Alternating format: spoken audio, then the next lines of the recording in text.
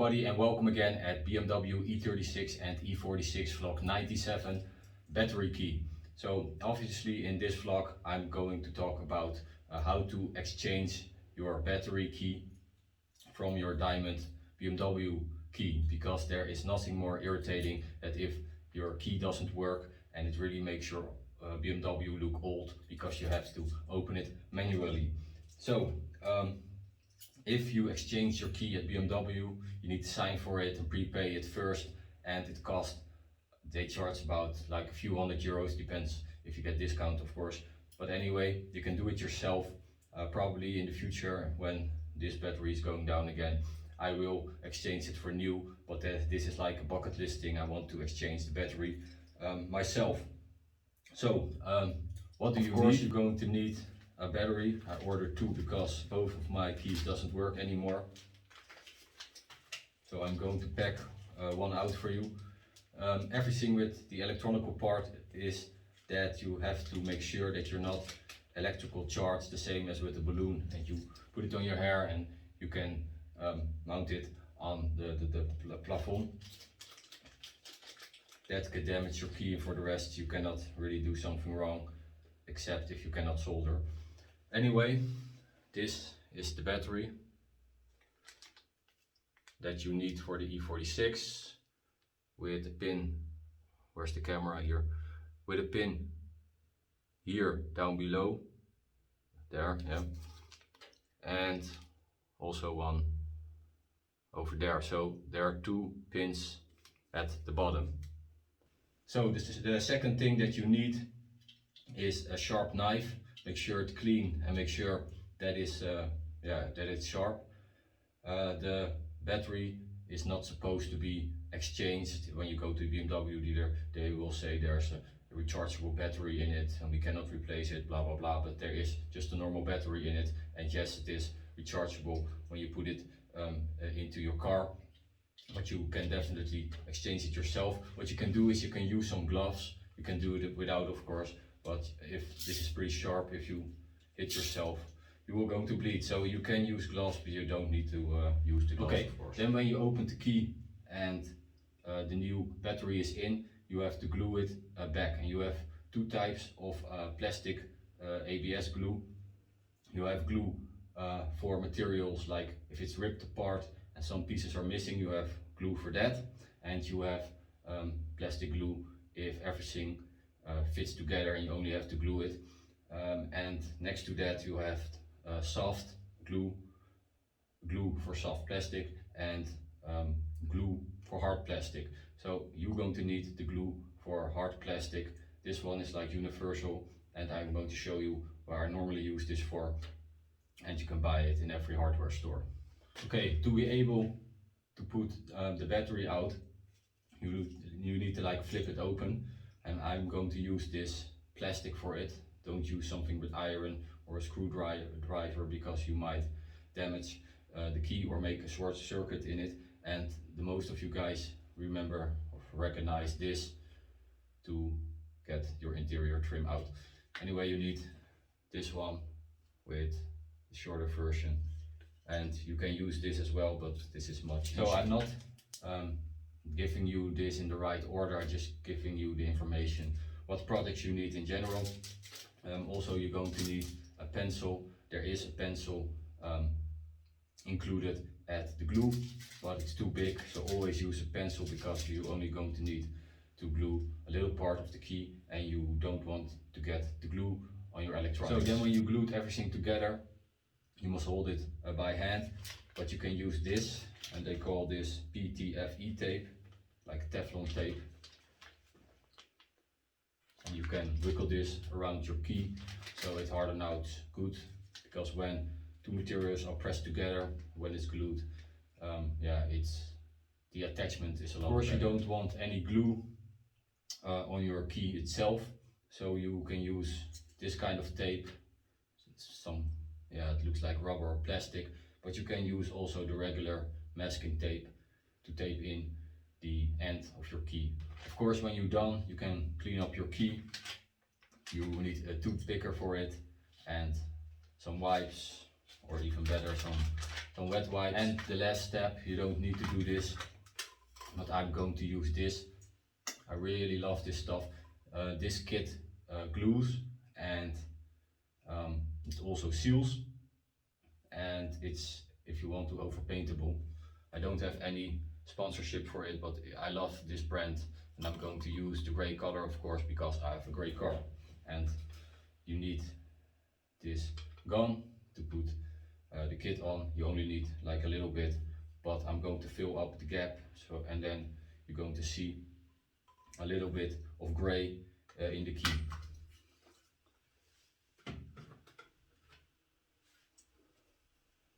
So what you also need are baby wipes, only when you use the option of the gray kit. That's for striking off the kit on your key where you don't want to have it. You only want it like in the middle. I don't have the baby wipes here. Of course I have them inside the house, so I'm going to show it to you guys later, but that's very important because else you have to mask your key all the way around and then you cannot even get it straight. So if you want to do this option, you want to give a color on your key on the side, then you need baby wipes. Okay, last but not least, you're going to need a clip, just a regular clip where you hang your laundry at, and you can clamp that around your key so it keeps centered when you're going to put the solder in, solder on. And I see a lot of guys use tape. You can use tape, but it is possible that some of the glue of the tape is going to be on your electronic parts and you don't want that. So just use this regular clip where you hang your laundry at, and that's it.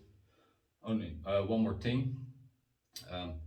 I see some guys on YouTube getting the solder out. So you have like a special strip, you heat up the solder, you dip it, and then it comes off, and then you have to put new solder in. So if you're going to, for that option, you're going to need a bundle of solder.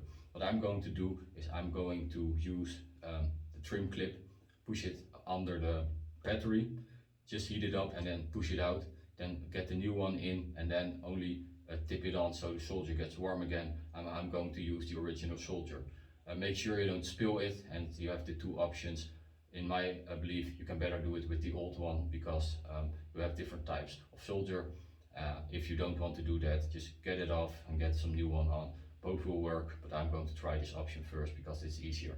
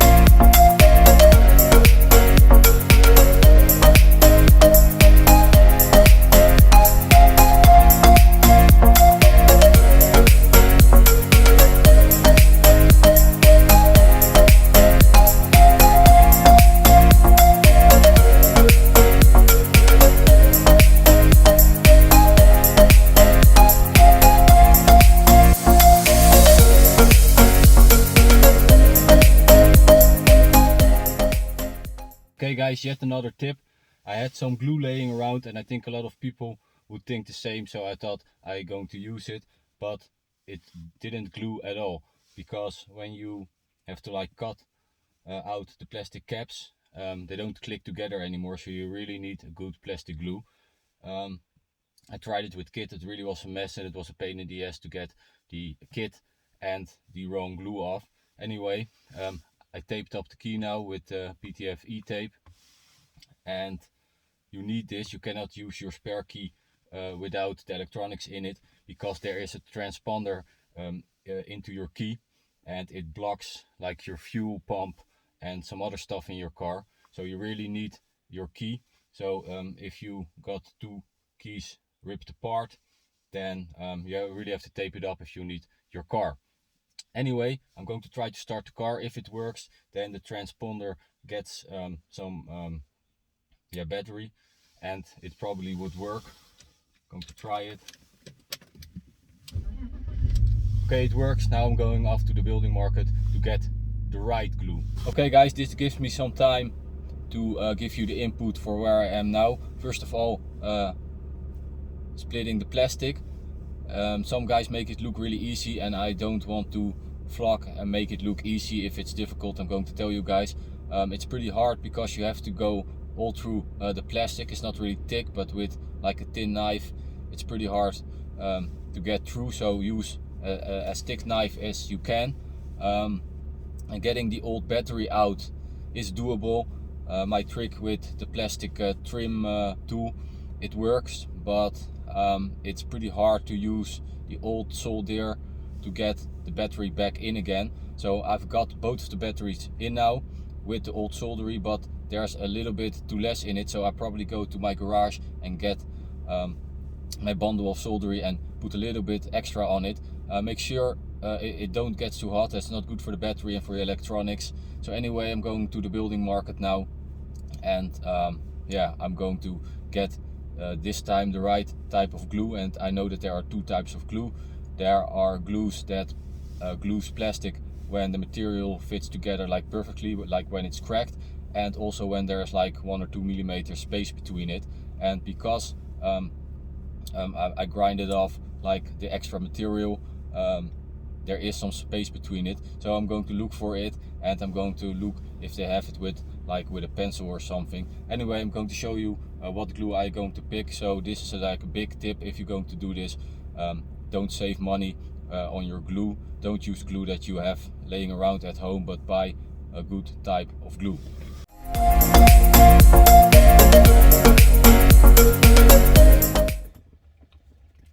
Okay guys, the guy from the building market, he wanted to sell me power glue. So that's glue that's going to mount, attach in 1 second. But if you use that, then your plastic can turn out white, so don't use that. I use hard plastic lime. You have it for soft and for hard. I use the hard version. The only thing is the hole where it's coming out is pretty big, so I don't know if I can put it on real nicely. You have to be really careful with that. He said that you can wipe it off. It takes some time to harden out. Anyway, I said I see a lot of guys on YouTube using Loctite, and he came with Loctite for bolts. I said, guy, I mean the brand Loctite, not Loctite itself, you know. So anyway, the hard plastic lime, or they the hard plastic glue, and I'm going to show you how I'm going to apply it and what's the result. Okay guys, then something completely different but very important. I'm going to share it with you guys now, because or else I'm going to forget it. When I start my engine, I get like for 10 seconds the yellow oil light, and my colleague has had the same problem with his E46. So the thing is, when you have a red oil light, it means there's something wrong with your pressure, and when it's yellow or orange, then it means that you have a problem with your level. Anyway, when you take your key out and then you see the yellow light, it means that your level is getting low. When it's keep being yellow all the time when you're driving, then it is too low. So you have, when you get your key out and you see it, then it means watch out, you have to fill it up. When it's completely yellow all the time, then your level is too low. But then when you are driving and you have the orange oil light, then it means that your interval is pretty close. It's like warning, you have to change your oil real soon. So I did like 8 oil changes in 1 year, but I didn't reset the last one, and that's probably the reason why I see the 10 seconds of orange oil light. What can also be a cause, of course, that your sensor is getting worn out, that it works sometimes and sometimes it don't. That's really dangerous, you have to change it.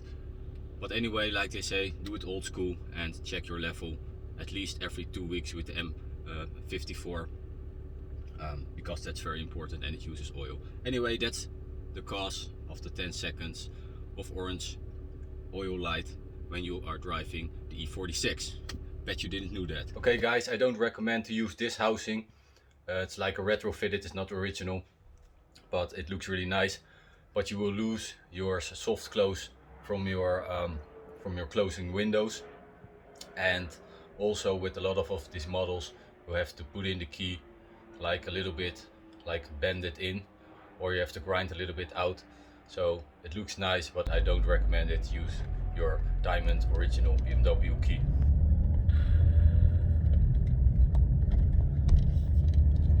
And yet another reason why I won't recommend the other housing, it's like the E90 housing. One, it's not original, and two, like I showed you, you have the transponder in your key.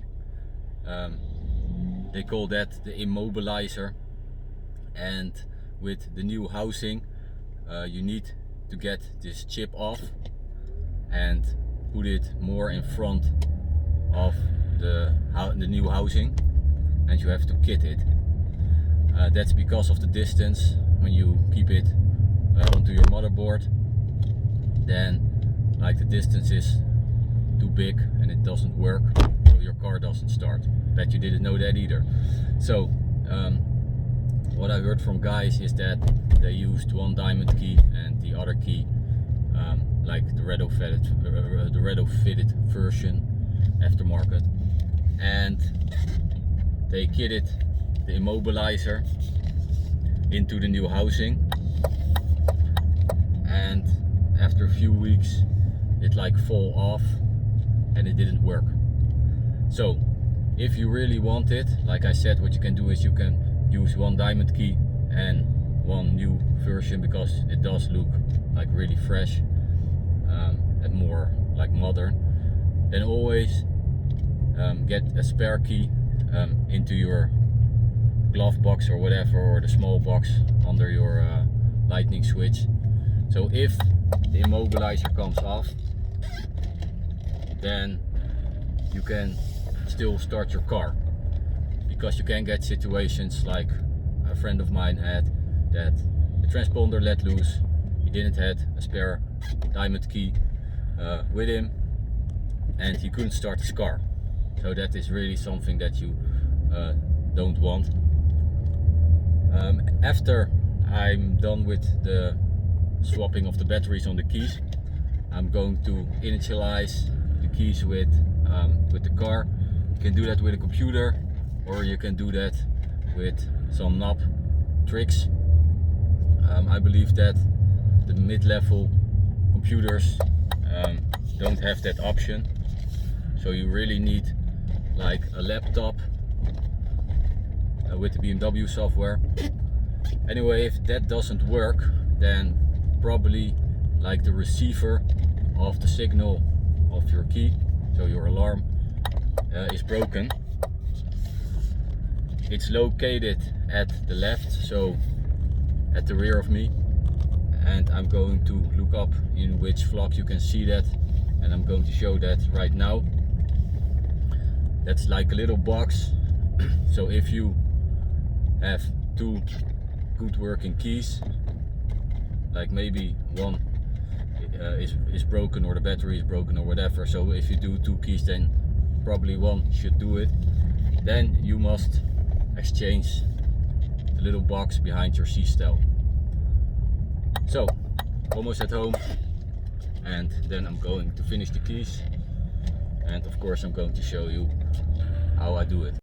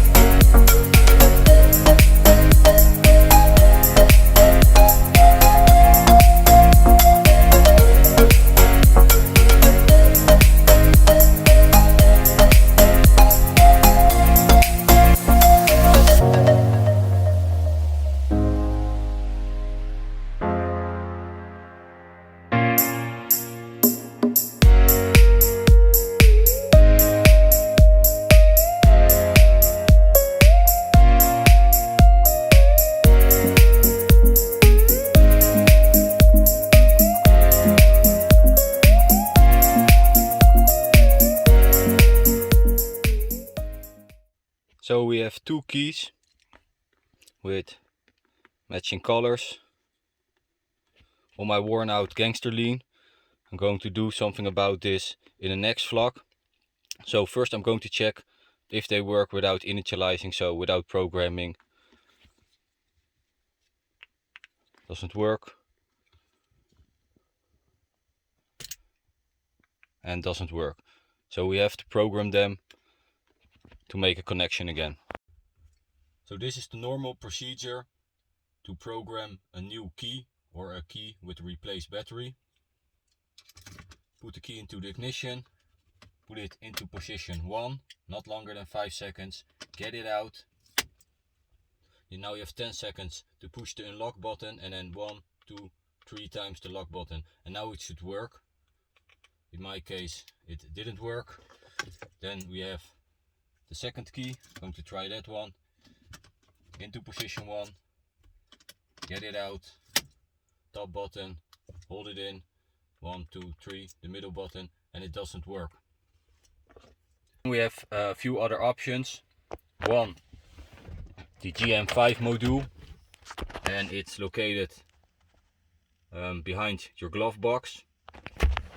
Or 2, your receiver, and it's located behind your C-style at the driver's side.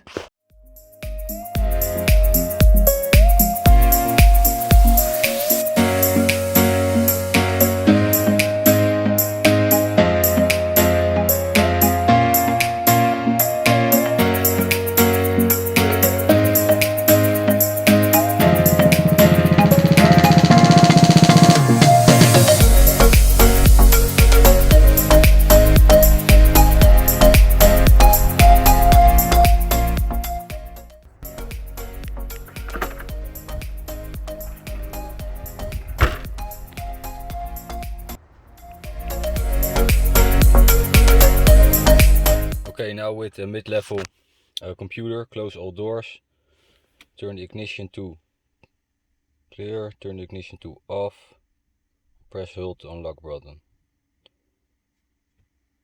up arrow.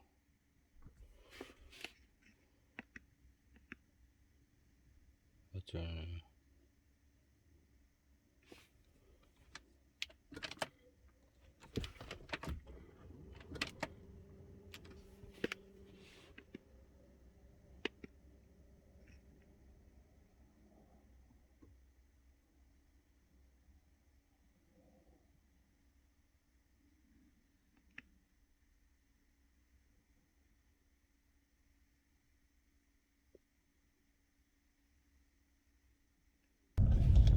Okay guys, listen up.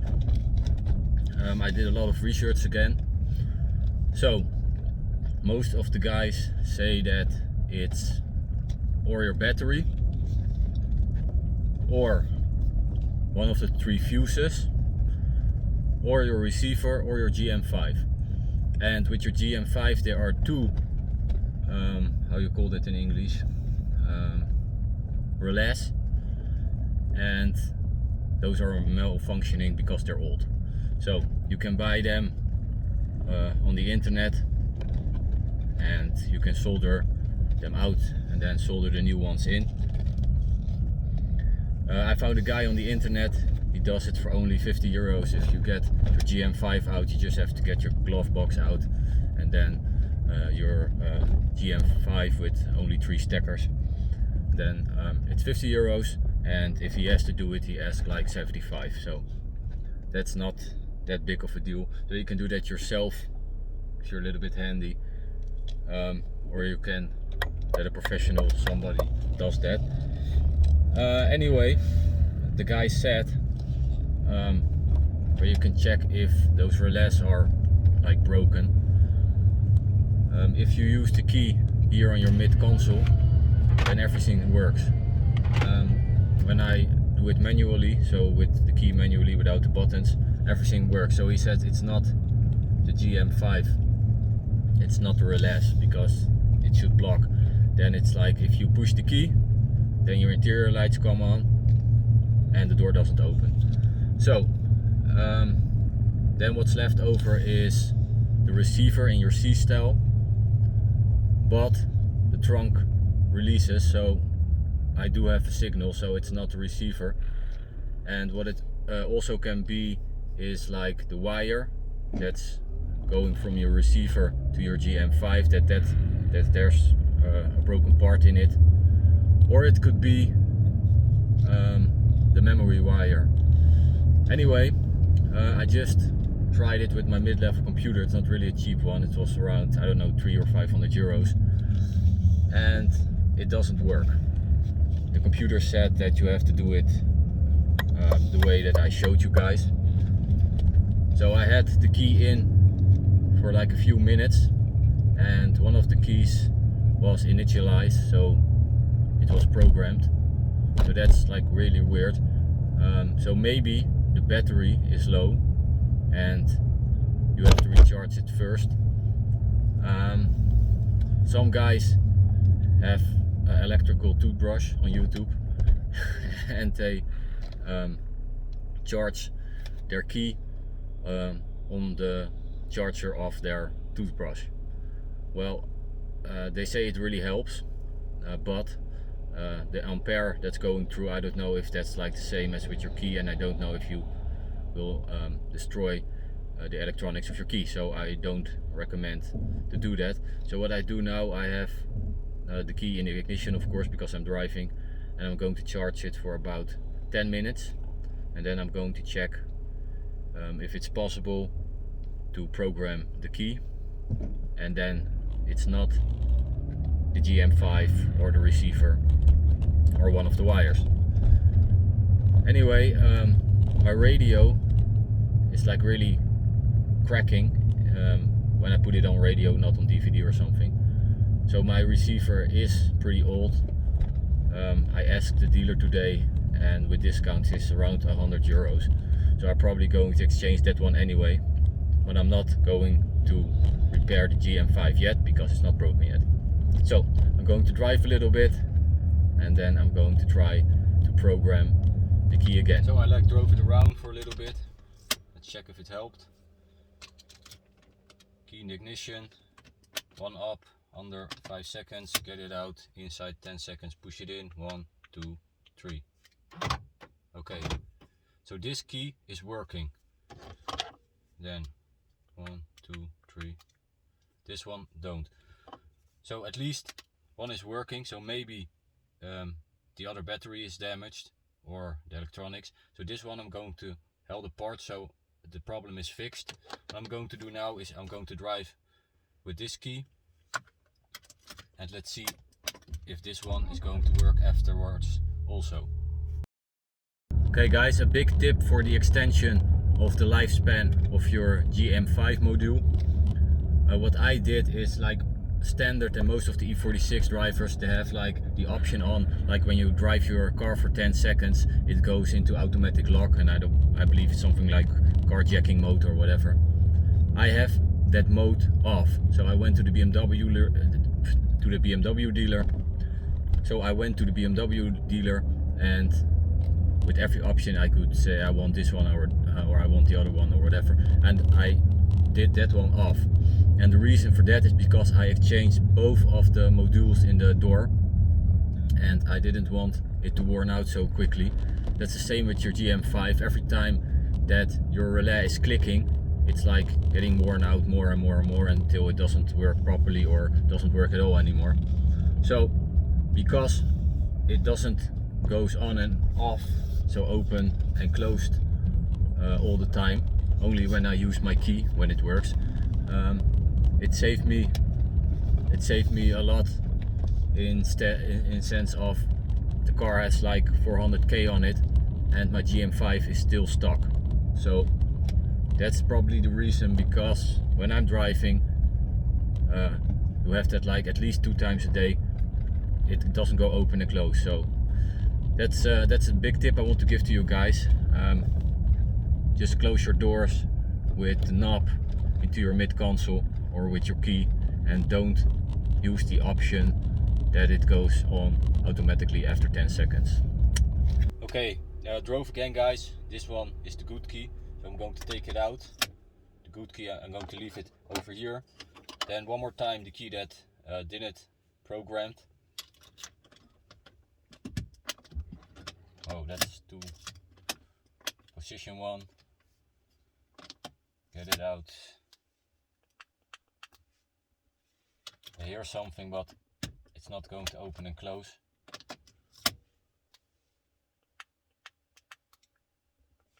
Okay, this doesn't work. Now the key that did work, but afterwards it didn't work again, and it's a little bit charged again. 1 up, inside 5 seconds. This one, 1, 2 and 3, and it works again. So I have a key that is working. So like I said, this key can be broken from the inside, or the battery is not good. I'm going to try to recharge it later, but for now it works.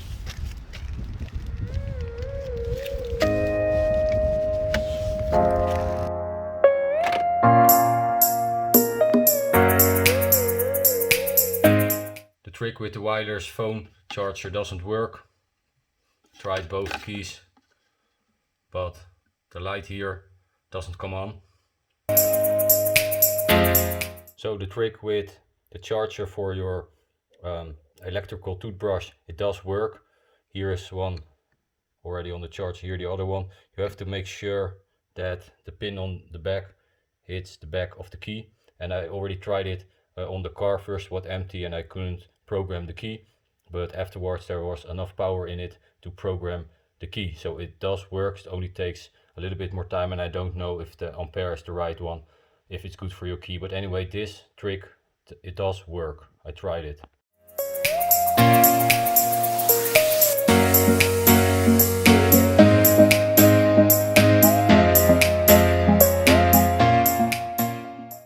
So I'm on my way to the garage.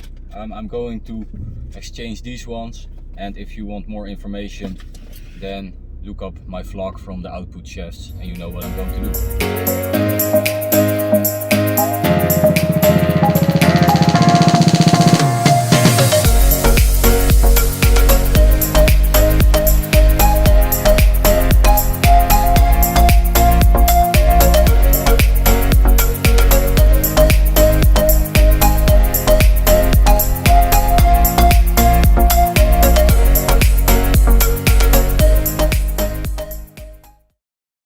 I'm test driving it right now. The wrinkle is really gone and I can hit the speed bump with like normal speed, like now, without hitting the output shafts. Look back at the vlog output shafts, and there I explain what the cost was, what size that you need, and the product numbers. So for now, no more sound, no more wrinkle sound.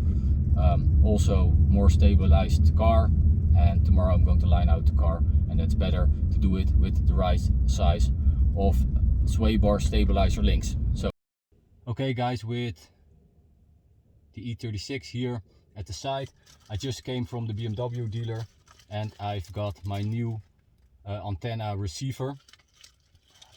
I don't like vlogs where we talk about the prices too much, but people keep asking me how much is it new, how much is it used, and can I use my old one.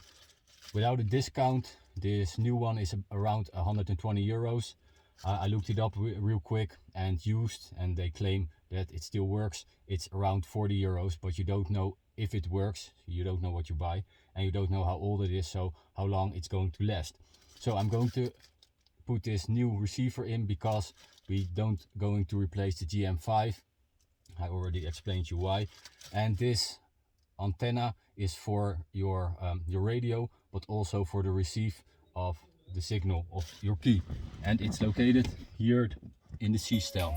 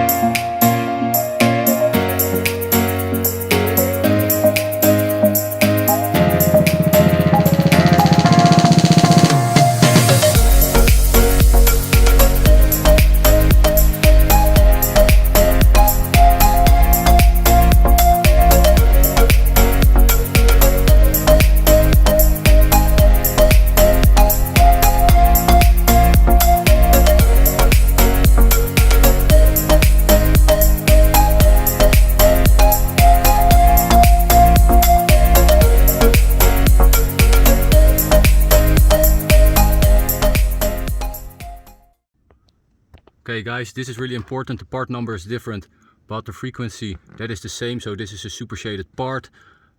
Frequency 43392. And you can see here, like I said, a different part number, but 433.92. And you have two versions and you need this one.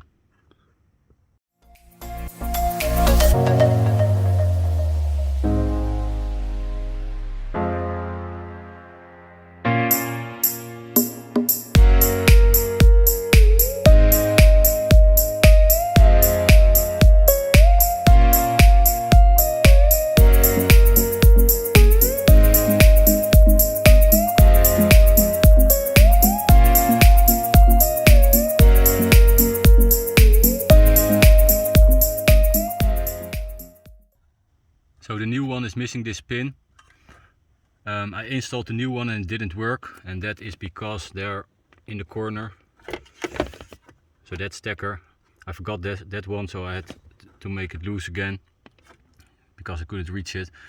And now it works. This one is around 120 euros. This one, so with the extra pen, is 270 euros, and it's probably for your GPS, so for your telephone or for your navigation. I use Android and I don't use a telephone OEM, so I don't need this one. So 120 euros and 270 euros. The new one is installed.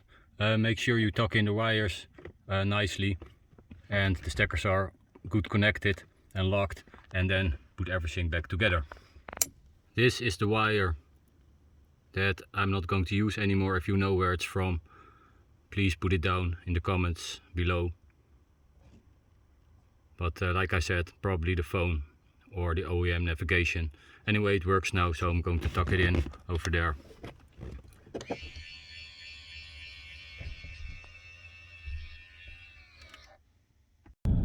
So what am I doing here?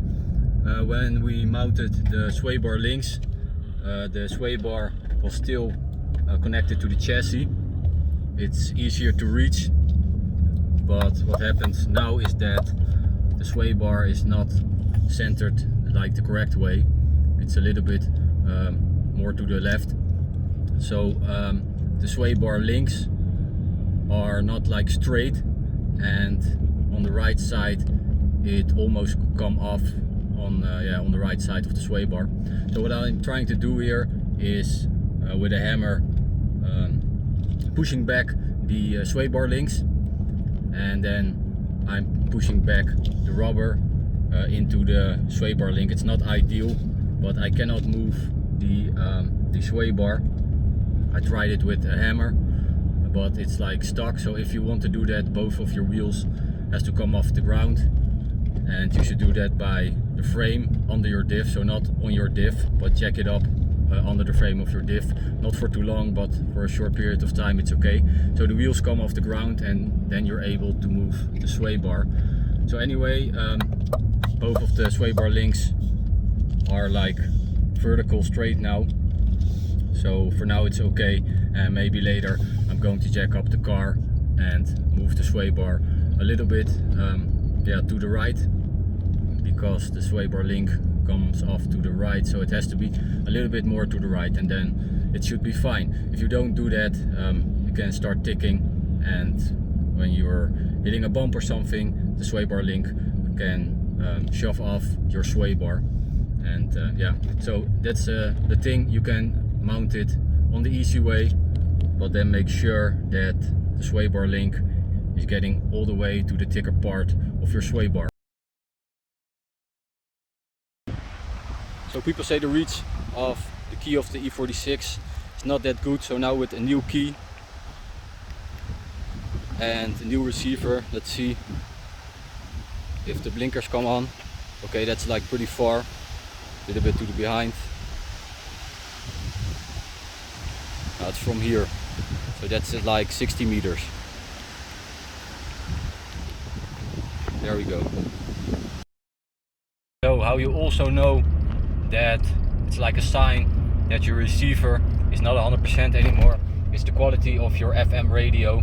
If the receiver is bad, then you could have key problems, receiving problems, and also the quality of your radio is not how it's supposed to be, and you cannot find so much channels.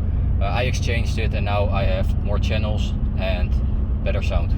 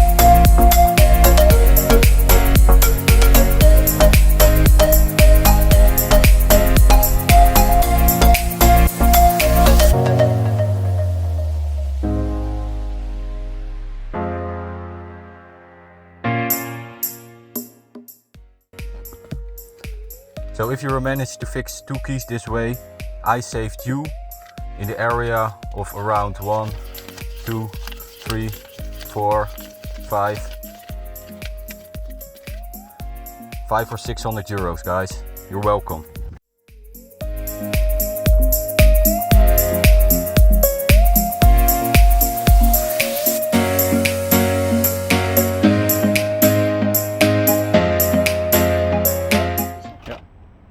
Yeah. Yay.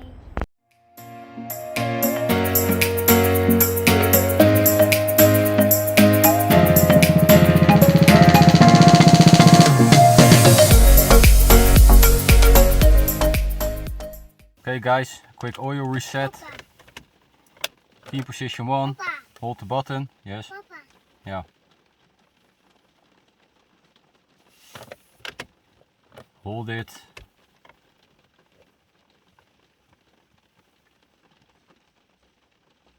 Reset, let it loose. Push it again. Until it blinks. And then one more time. Oil inspection.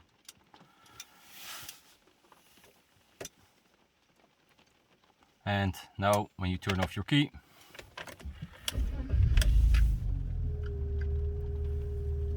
no more oil light.